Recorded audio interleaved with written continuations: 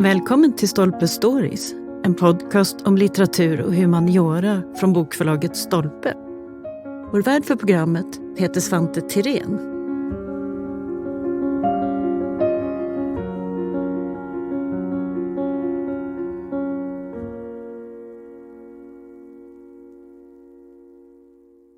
År 1970 så kom den banbrytande boken The Sounding Cosmos, A Study in Spiritualism of Kandinsky and the Genesis of Abstract Painting. Den var skriven av den finske konsthistorikern Sixten Ringbom och gjorde upp med historieskrivningen om den moderna konstens födelse. Boken blev både hyllad och kritiserad eftersom den visade att ockulta och spiritualistiska rörelser hade en helt avgörande betydelse i den abstrakta konstens födelse. Det var något som tidigare hade ignorerats och passade inte in i den förväntade bilden av hur det moderna skulle vara. Men sedan dess har intresset för det andliga i konsten bara ökat och nu finns Ringboms bok för första gången i nytryck. På länk från Berlin pratar vi i det här avsnittet med konsthistorikern Julia Voss som skrivit ett förord till den nya upplagan tillsammans med Daniel Birnbaum. Julia ska förklara varför Ringbom fortfarande ger oss viktiga tankeställare och hur man kan låta en sån här gammal konsthistorieklassiker få nytt liv. Thank you for joining us, Julia. Thank you for having me. It seems that now, 100 years later, we are suddenly very interested in the history of spiritual movements and abstract pioneers of the early 1900s. But why now? What is it in our own time or zeitgeist that makes us so fascinated with the occult in art? That is such an interesting question. Why is it so timely today? I think it has a lot to do with our approach towards religion. When Kandinsky painted and Hilma af Klint painted, Europe was very Christian. And I think Europe was very skeptical of everything that wasn't Christian, either Protestant or Catholic. And that was also reflected in art history and the writing of art history. And I think nowadays people are more relaxed with the spiritual. Everybody is doing yoga. Everybody is fine with sort of, having visions every now and then. A lot of people have tried all kind of thought-provoking drugs. And I think all that contributed to our view today that we are less skeptical of spiritual teachings and that we are kind of fine with people practicing different approaches towards the spiritual rather than coming from the big religions. So it's simply a matter of changing attitudes. We are more used to talk about the spiritual questions. Yeah, I would say so. I mean, there are always a lot of different influences that kind of flow into each other, but I think the basic attitude towards religion has changed a lot. I mean, this is something the churches are really aware of. A lot of people sort of have left the big churches, and they are all practicing their own individual approaches. And I think this is something people did 100 years ago, at least a small group. And all these movements came from sort of departing from the big churches and finding their own path into the spiritual realm. And I think nowadays we can appreciate that much more than people could 50 years ago or even 100 years ago. Everything goes in waves, doesn't it? And perhaps there are some similarities in the way we are currently in right now as it was 100 years ago. Yeah, I would absolutely agree to that, yes. For a long time, it was either ignored, unknown, or hard to accept the impact of theosophy, anthroposophy, and other spiritual movements that clearly had an impact in this early stage of modern art. What was it about them that caused the academia and the public to look away?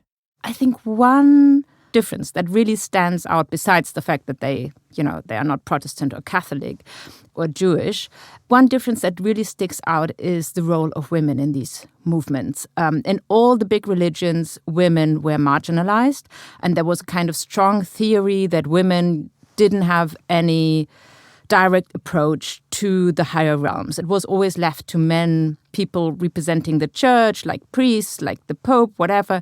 And women were seen as, as servants to the divine, but they weren't really seen as someone who can open up doors. And with these spiritual movements, whether it's theosophy or anthroposophy, they all believed that there was no difference between men and women when it came to the spiritual, and that they could both open up the doors to higher realms. And particularly in theosophy, you had a lot of strong women. You had people like Annie Besant, who was an Irish reformer. You had people like Blavatsky was hugely important. She founded in 1875, she founded the Theosophical movement. She was Russian by birth and then founded the Theosophical movement in the United States. She was very influential in Europe. She moved then to London. And later on, even Theosophy moved to India in order to help the independence movement there.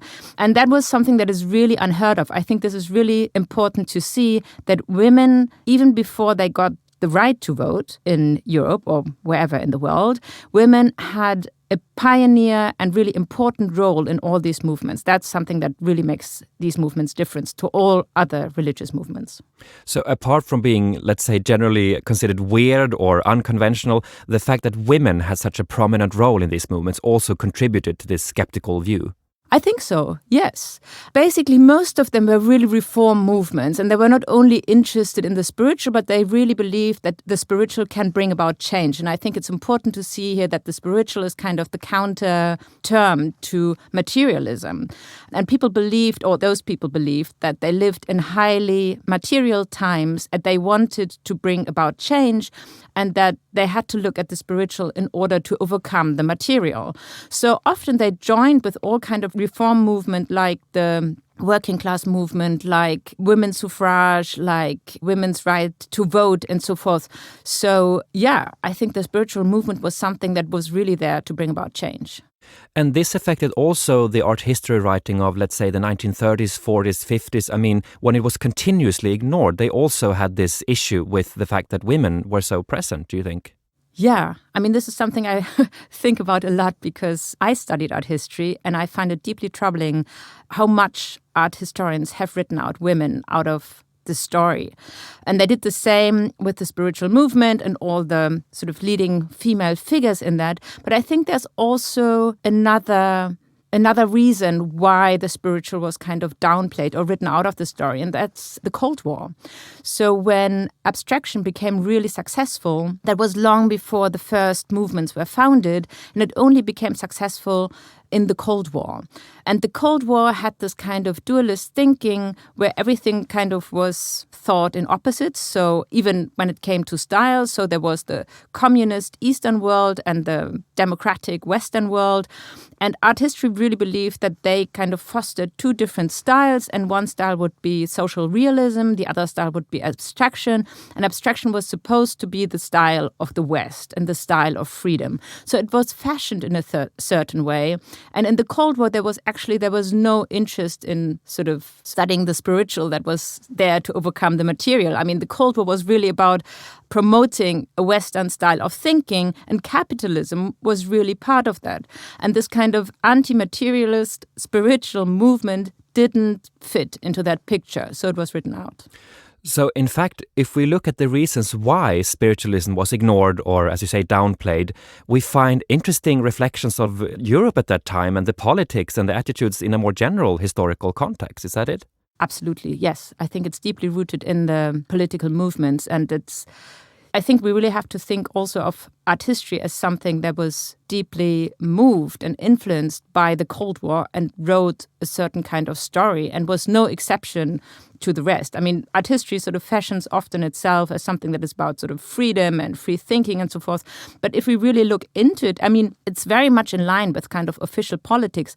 We know that, for example, the CIA also paid for exhibitions of abstract expressionism in order to promote a kind of Western thinking, that Pollock turned into the poster boy of Cold War politics, very much to his own regret. But yeah, I think we have to think about art history as something that is also deeply influenced by politics. Of course. It's always interesting to think about things that are actively not told, let's say. Yeah. But if we move back to the book, this book, of course, is about Kandinsky, but it sheds light over a far greater context and also this historiography of art, I mean, the history of art. But if we start with Kandinsky, which the book is about, of course, I mean, he is an icon. His story has been told numerous times. But how has it shifted over the time? How do we talk about him now compared to 50, 60 years ago? Kandinsky became very successful after his death. He died in 1944, and I think he already witnessed that abstraction would become a very successful movement. One big cornerstone in the history of abstraction is the 1936 exhibition in the Museum of Modern Art in New York, From Cubism to Abstract Art, and Kandinsky was very important to that. So in a way, Kandinsky was seen as the founding father of abstraction, and Pollock was seen as the enfant terrible that would sort of carry on this tradition. And abstraction was seen something that sort of single male white geniuses brought about, and something that was very individual, and something that was kind of rebellious against society, but not in a political sense, rather as an expression of personal freedom. So very much in line with Cold War ideology, Cold War politics. And I think particularly with Kandinsky, it's terribly hard to write our spiritualism because, I mean, his most famous book was The Spiritual in Art. How do you write that out? But nevertheless, they managed. They kind of sidelined his writings on the spiritual. And I think more and more people felt that this is not the full picture. And this is something that Sixten Ringbom brought up very early in his writing, already in the 1970s. And his study of Kandinsky really fostered a much more adequate picture, if you like, of Kandinsky, really bringing back this spiritual background of his into the way we see him. Yeah, and let's get into that, because Sixten Ringbom, he was, of course, born in Finland, but he had an international career. What kind of art historian was he, and how was he different from others of his generation, would you say? That's a very good question. I would love to know. I mean, I know kind of the basic dates, and Daniel and I wrote that in the introduction of the book, but I've never met him, and he died very early. He already died in the early 90s. And I don't know much about him personally. I mean, he was born in 1935 in Finland, and then he studied in Finland, and then he wrote his PhD actually in London with Ernst Gombrich. So he had a very international career, and I think the Warburg Institute, where he was one of the best places at that time to do what he did. And then he went back to Finland and taught there, but he was internationally active. He was one of the first people to write about Hilma af Klint in an academic context. And the big question is really, what made him different? Why was he able to see what other people didn't want to see, let's say? Yes. And I can only speculate on it, but I think one thing is that maybe coming from Finland, he was more used to a different approach towards religion. In Finland, there had always been different religions, and I think there was much more awareness that sort of there was a spiritual tradition that had been suppressed by the Protestant church. And maybe that's something that made him think about this differently. The other thing is but that's actually true for a lot of people, he was a specialist for the late Middle Ages and early Renaissance. And I think there are a lot of connections there. I mean, people who only study modernism, they know the avant-garde, the story of the avant-garde, and they're kind of, because they think that kind of modernism is opposed to everything religious, because religion for them is kind of state religion, is something suppressive, and avant-garde is something that sort of opens up and diverges from kind of common views.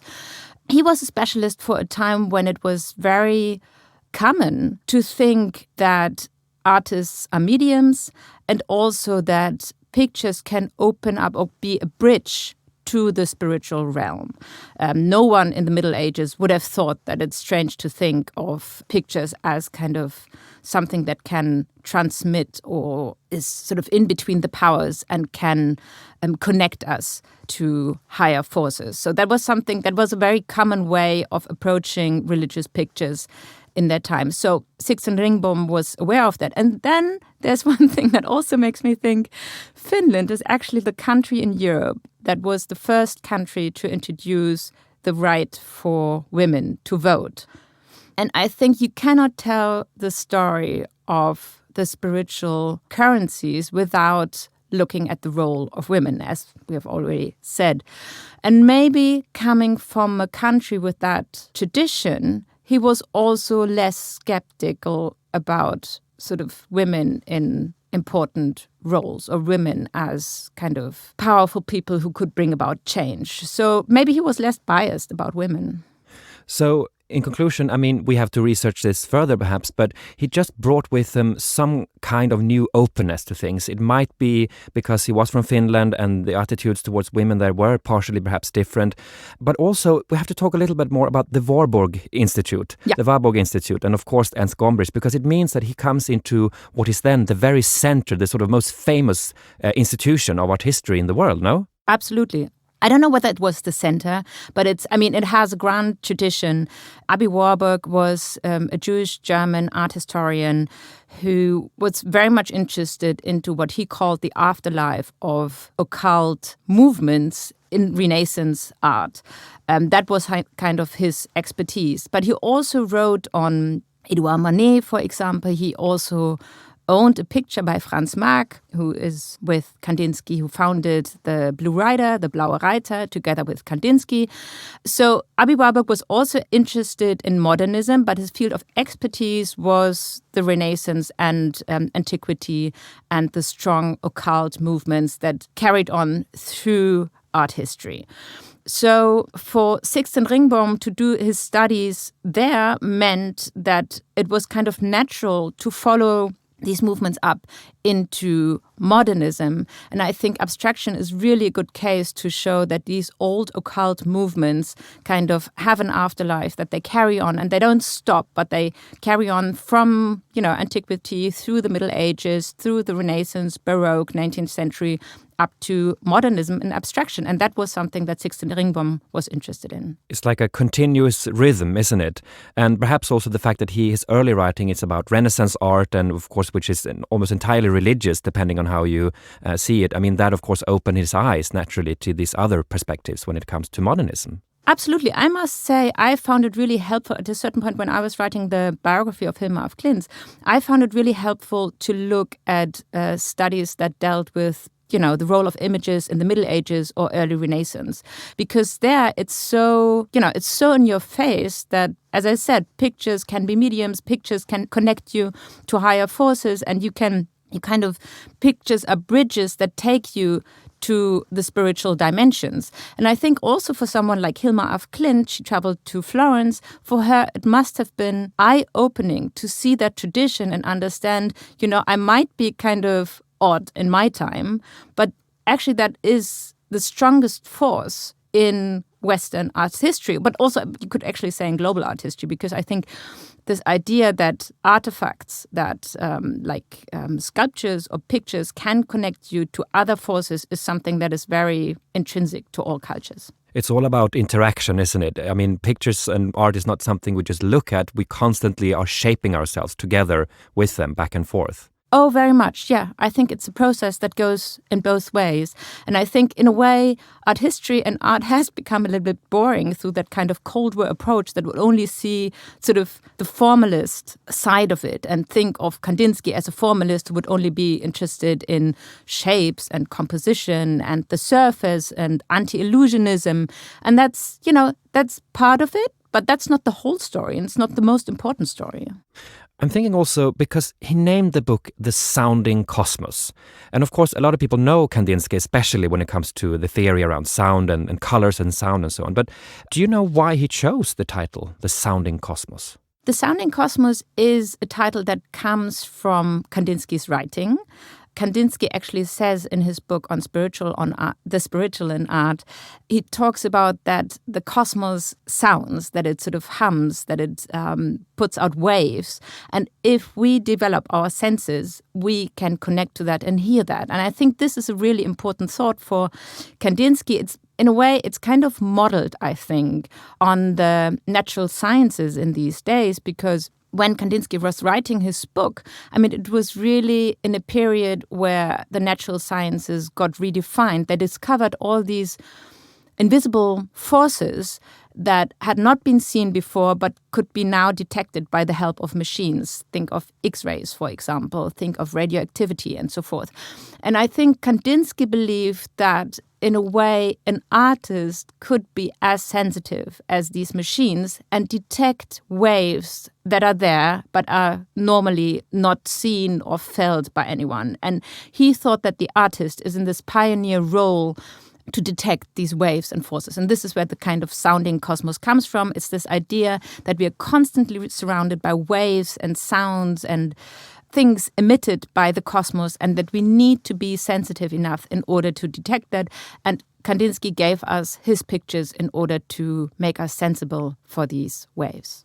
So, in other words, it's quite a cleverly chosen title, isn't it? Because it's both, in a way, a direct quote from Kandinsky, but it also points towards the fact that, of course, he's not a formalist. It's about deep, big, existential questions about the entire universe, let's say, inside and out, no? Yeah, absolutely. And it's a beautiful title, isn't it? It is. I really like that, because you can hear immediately that the idea is that we are not alone, but we are surrounded by something. And the cosmos, the microcosmos and the macrocosmos is connected, and it's connected via waves, something we can either hear or see or feel and detect, only that, we have kind of lost this capacity and need to rediscover this capacity. And what happens then? I mean, the book is published then in 1970. And of course, that is in the middle of what we call, the wave of counterculture with hippie culture and all these things. What is the reaction when it's published? I think it met with a lot of skepticism, interestingly. I mean, one thing is that maybe one should also tell the other part of the story of Aby Warburg. I said that he was a very gifted and talented and visioned art historian, Jewish German. Warburg died in 1929 and then left this huge library and institute in Hamburg. And then the Nazis came into power in 1933, and all his belongings, the entire library, was quickly shipped by Warburg's fellow art historians, was quickly shipped to London and was re-established there. And then Ernst Gombrich became the director of the Warburg Institute.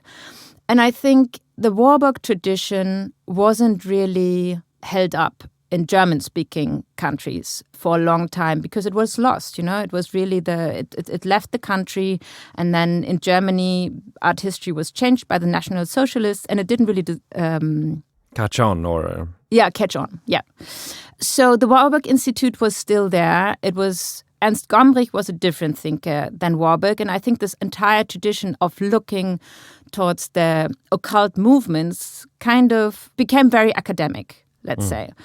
And Sixten Ringbom, when he did that, if you read it, it has a feel of a very classical study, He's not speculating. He really went into Kandinsky's library, he looked through his books, he found these excerpts, and it's a very dense and detailed study of what Kandinsky read and what influenced him. And I think in the 1970s, when it was published, Kandinsky and the abstract tradition was still so much founded in this idea of the Cold War that, people weren't open for that. They really thought, okay, this is, you could study it, but this is kind of something, it's not the main thing about abstraction. And although you're absolutely right, around art history, there was all these kind of movements interested in new wave and new age and everything that could have easily connected to that. I think it took quite a long time until people really reconsidered Sixten Ringbom as an important art historian. So this free-flowing openness in sort of popular culture, that was not reflected perhaps so much in the field of art history. Not in the big centers. I think in general, museums are quite slow to pick up new movements, new trends. And I think also Hilma af Klint and this entire tradition was rediscovered at the west of the United States in Los Angeles. So there was this big exhibition in 1986 called The Spiritual in Abstraction. And Sixten Ringbom also contributed to that and also wrote on Hilma af Klint then. And then suddenly sort of Kandinsky was hung next to Hilma af Klint, and this whole movement was rediscovered. But I think even that met with a lot of skepticism, because really this idea of abstraction, Cold War, isolated male geniuses was something that had become such a firm and fixed ideology that it was very difficult to change.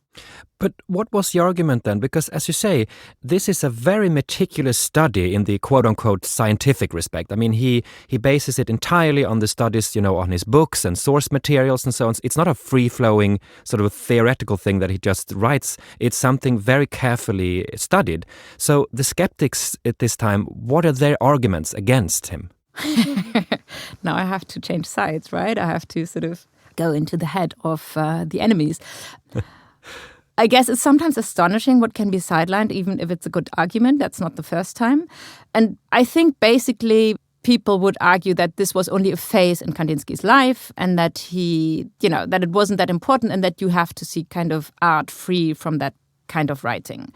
But as you say, I mean, Sixten Ringbom not only brought up a very detailed studies of Kandinsky's writing and reading and his library, but he also brought up a visual tradition that was kind of forgotten or downplayed. Then I'm just sort of bringing up two examples here. He wrote about a book called Thought Forms that was published for the first time in English in 1905. Kandinsky had a copy of 1908 in German, and Thought Forms was published by two theosophists, Annie Besant and Charles Leadbeater. And basically their idea was that every thought has a kind of visual correspondent, and that if we train it, we would be able to see that visual correspondent. And they published this wonderful book with all these abstract illustrations, even for music. It's beautiful. You really have to, look at it. It's also in the book. That even music would have a kind of visual image you could see only if you really pay attention to it. And the idea was that this book would train you to see that. And if you look at the thought forms Besant and Leadbeater published in these books, it actually looks very similar to what Kandinsky is doing.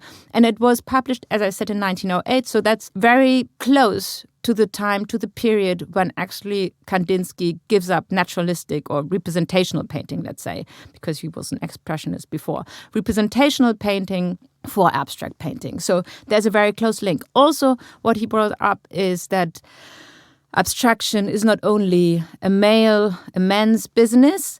He brought up the case of Katharina Schäffner, who was an artist living in Munich, and she published a series of abstract black and white lithographs that were published in a art review, art journal in 1908.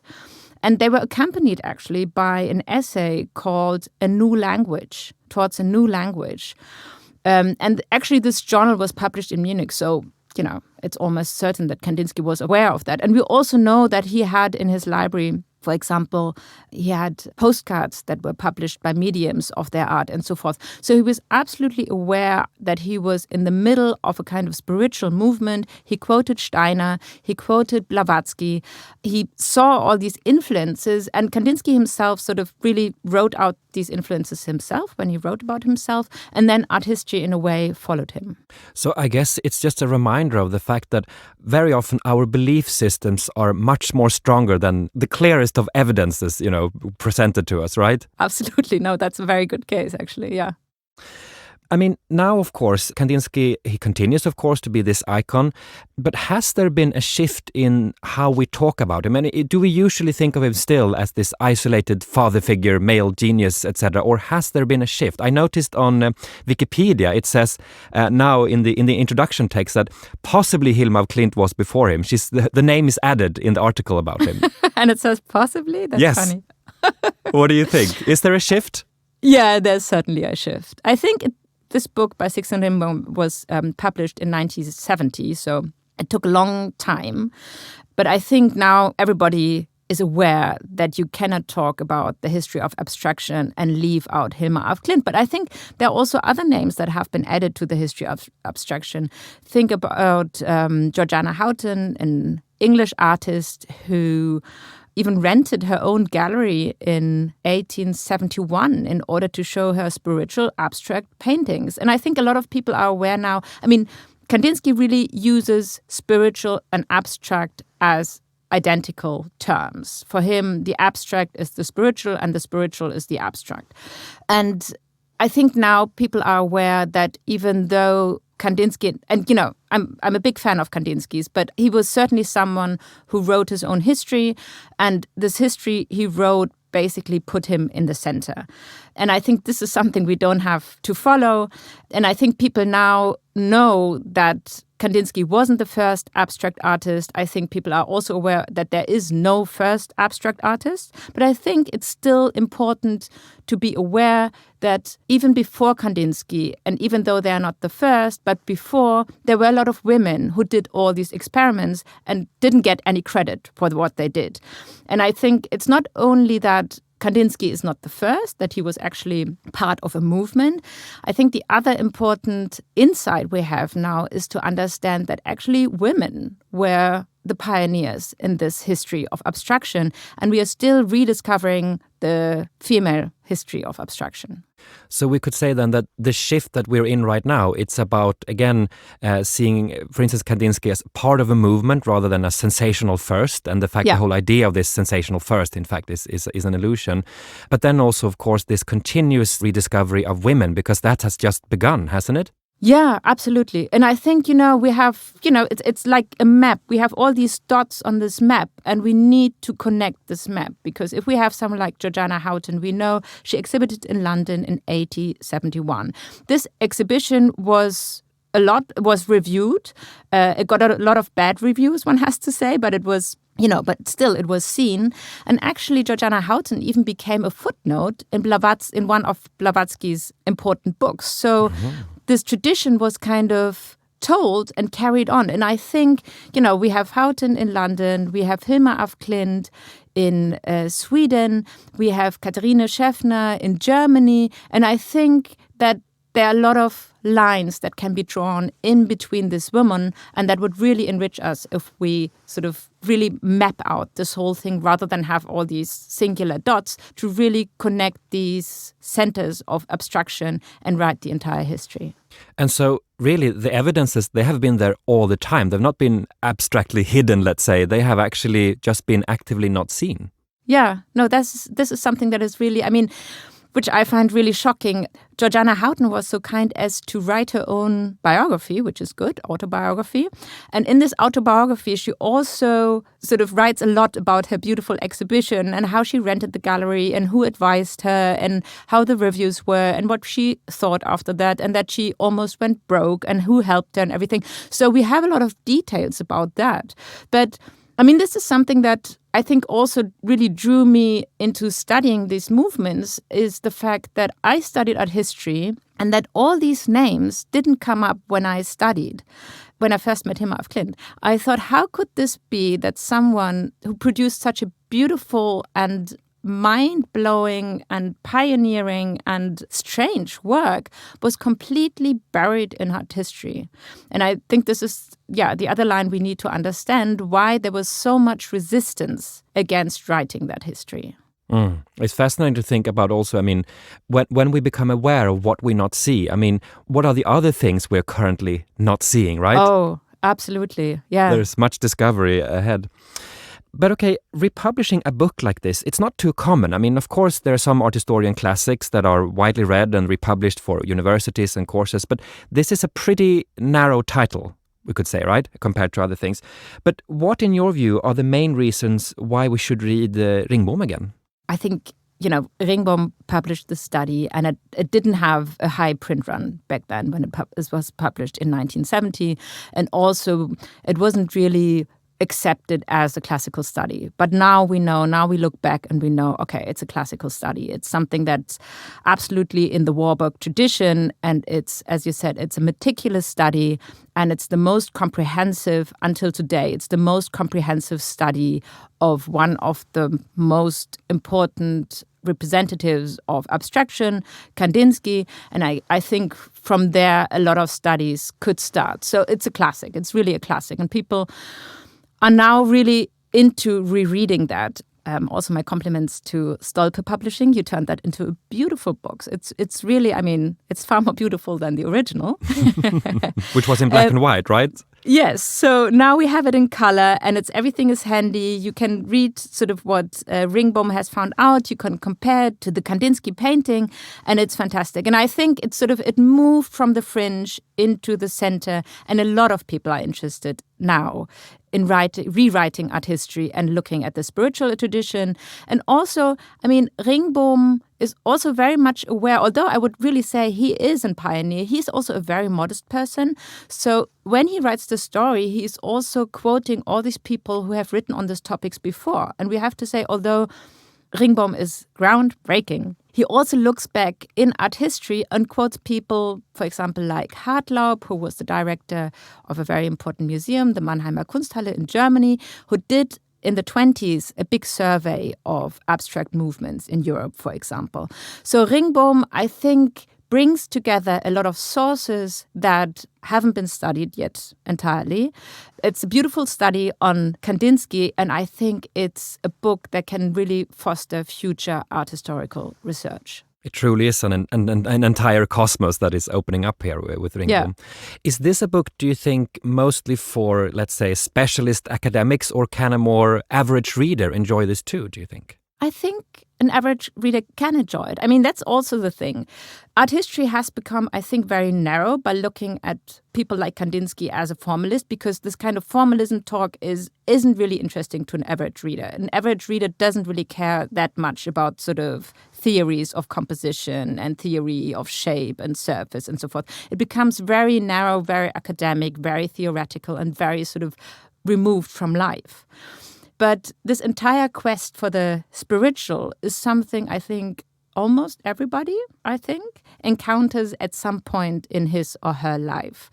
So bringing it back to that, I think Sixten Ringbom is bringing something very important back to art history, namely connected to the life of people and to what they kind of search for, what they look for.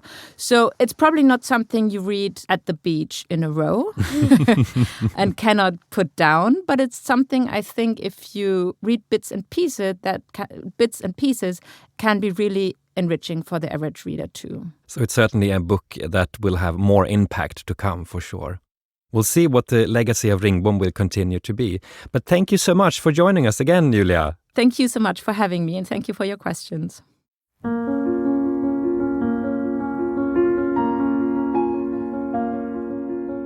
Tack för att du har lyssnat på Stolpes Stories. Missa inte att du som lyssnar har 20% rabatt på Bokförlaget Stolpes titlar hos Bokus.se. Aktivera rabatten genom att ange koden STOLPE20.